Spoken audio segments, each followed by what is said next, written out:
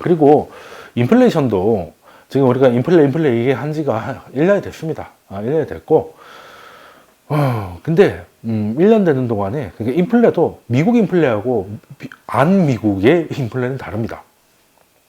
그러니까 인플레라고 하면 뭐 인플레가 뭔지 아시겠죠? 물가 많이 오르는 거죠.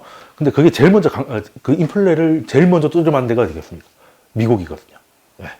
왜? 미국은 일단은 터지기 좋았습니다. 돈을 그 어디보다 많이 풀었죠. 뭐 코로나 때 안 푼 나라 없다고 하지만 그냥 미국의 국가 부채가 깔끔하게 100%가 증가하잖아요. 그죠? 미국의 그 GDP를 생각했을 때 그게 그만큼을 뿌렸다는 거는 이제 얼마나 뿌렸겠습니까? 같은 100%라도 미국 100%하고 우리 100%가 다르겠죠. 일단 돈도 엄청나게 뿌려놨고요. 그리고 미국은 규제가 없습니다. 우리나라 지금 한전처럼 막 이렇게 정부가 적자를 껴안고 뭐 이런 게 아니라 그냥 거긴 오르면 그냥 바로 그냥 규제가 없다 보니까 그냥 직방으로 두드려 맞는 거죠.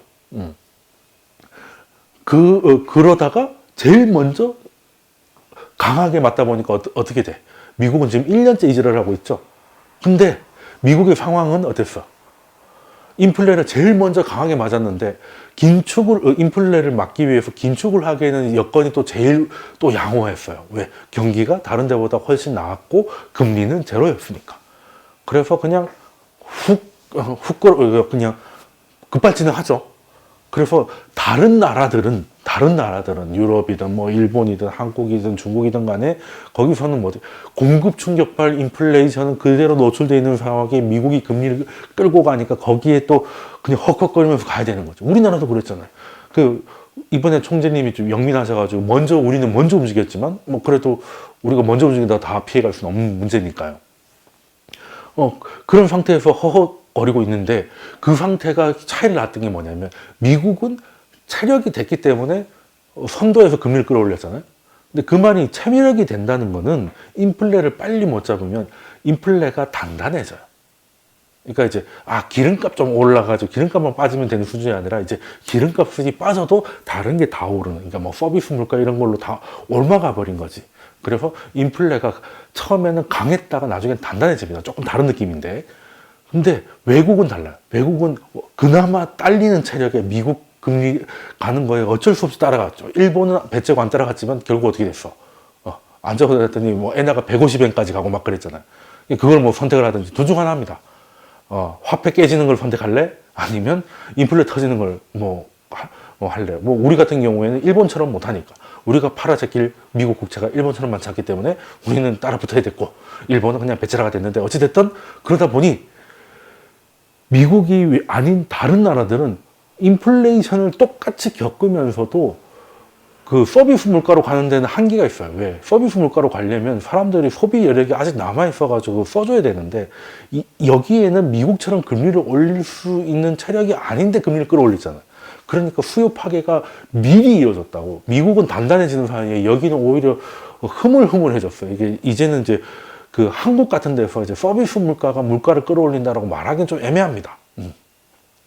적어도 미국을 제외하고는 공급 충격이 더 많거든요.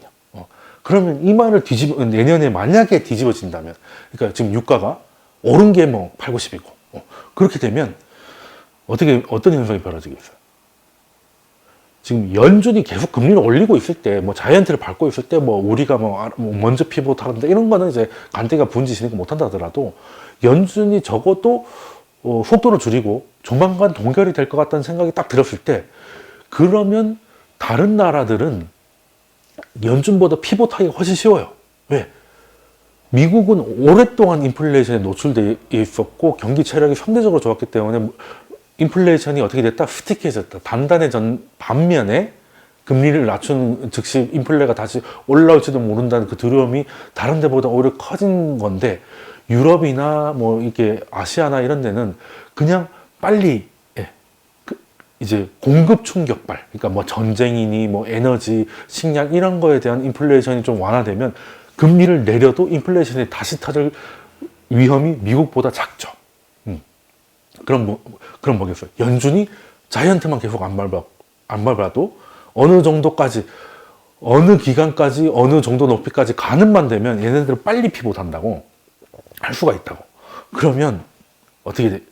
차라리 중앙은행이 손을 못 쓰는 미국보다 이제는 좀 자유로워진 이머징이나 중국이나 뭐 이런 데로 자금이 다시 나갈 수 있다는 거죠. 그게 뭘 의미하겠어요? 달러 약세를 의미하는 거지.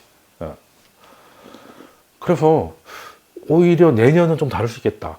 내년은 올해는 그냥 인플레이션에 두드려 맞는 시기였기 때문에 그냥 금리를 많이 올릴 수 있는 체력이 있는 순서대로 그냥 살아남았거든요.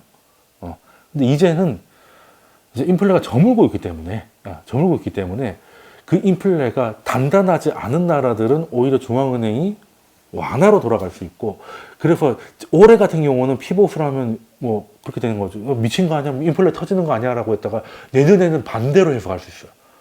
오히려 저기에서는 경기가 살아날 수 있겠구나. 왜?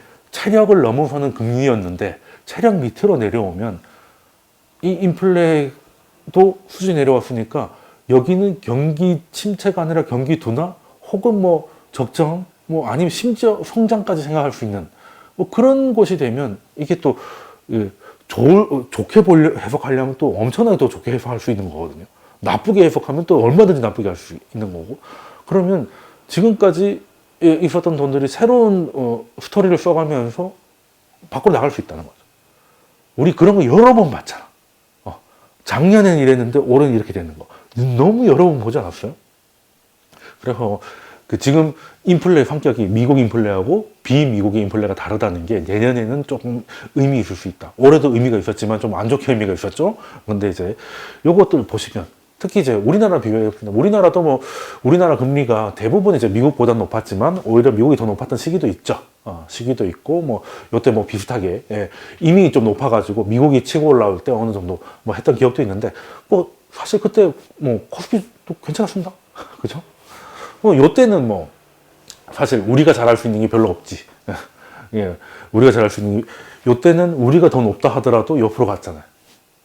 왜? 미국이 제로금리라는 거는 뭐 딱히 투자나 뭐 이런 것들이 별로 나타나지 않았기 때문에 뭐 우리나라가 좀 앞서가기 좀 힘들었는데, 그래서 우리도 그냥 그렇게 생각하시면 돼요. 우리가 베트남이나 태국이나 이런 데 투자할 때 한국 금리가 베트남 금리보다 더 높다. 그러면 이제 그럼 뭐하러 베트남에 투자합니까? 라고 얘기할 수 있잖아요. 근데 베트남이 성장이 더 있을 거라고 생각하면 금리 차를 극복하고 가는 거잖아요. 그런 것도 가능하고 그게 놀라운 얘기도 아닙니다. 늘 그래왔다는 거예요. 늘 그래왔다는 거라서 내년은 조금 해석이 달라질 수 있다. 그래서 이번이 연준의 피복까지 아니라더라도 적어도 감속의 공식화, 이제 감속했으면 이제 아무리 달려도 예전보다 속도가 확 줄어들 테니까 그러면 이제 숨통 트이는 곳에서 새로운 스토리들을 찾을 수 있겠다라는 생각을 좀 하고 있습니다. 하고 있고요.